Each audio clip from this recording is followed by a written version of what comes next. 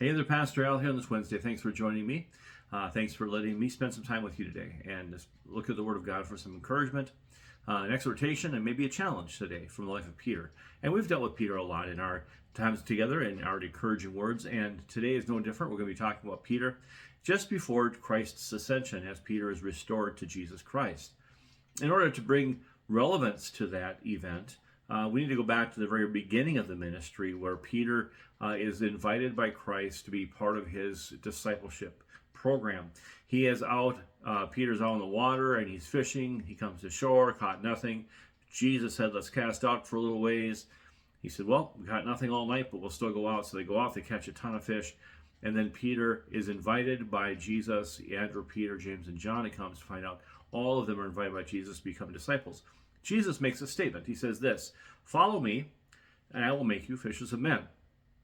So in the lifetime of 3 years or so that Jesus is on the earth, ministering to people, Peter sees all of these things. He experiences many things that we can never imagine, walking on water, seeing the transfigured Lord on the mountain, and certainly some things that we would only could wish for.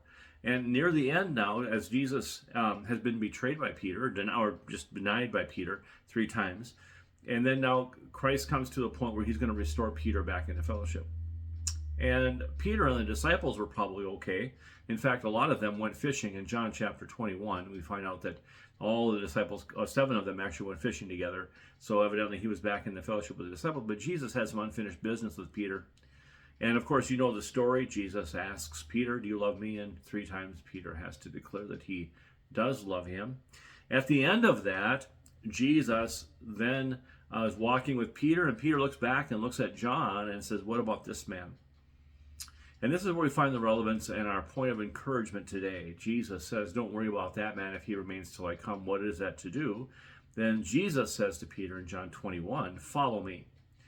Is it interesting to you, as it is to me, that the same 2 words that Jesus uses in the beginning of Peter's ministry with him are the same 2 words that Jesus uses at the end, follow me? It's clear that we can have a lot of different paths to go. We can feel like we can following a lot of different good purposes and good callings, good ministries. Maybe we have some really good opportunities to minister to people's lives, but clearly the most important thing that we're ever going to do in this life is following Jesus. And Jesus wanted to make Peter aware and make sure that he knew the most important thing to do was to follow him.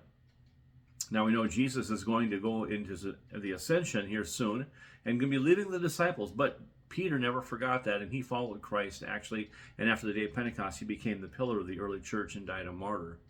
And so clearly I want to just bring this back to us today and just a little bit of relevance, saying, you know, if you have given Jesus Christ your heart and you have told him, I will follow you, sometimes that is a lifetime experience in itself. Following Christ is an important thing, and if we can do that, all the rest of these things that we want to do for Jesus will all fall into place. We don't have to worry about ministry opportunities. We don't have to worry about fulfilling lives. We don't have to worry about rewards for eternity. We will get all those things. If we follow Jesus, all these things are added to us.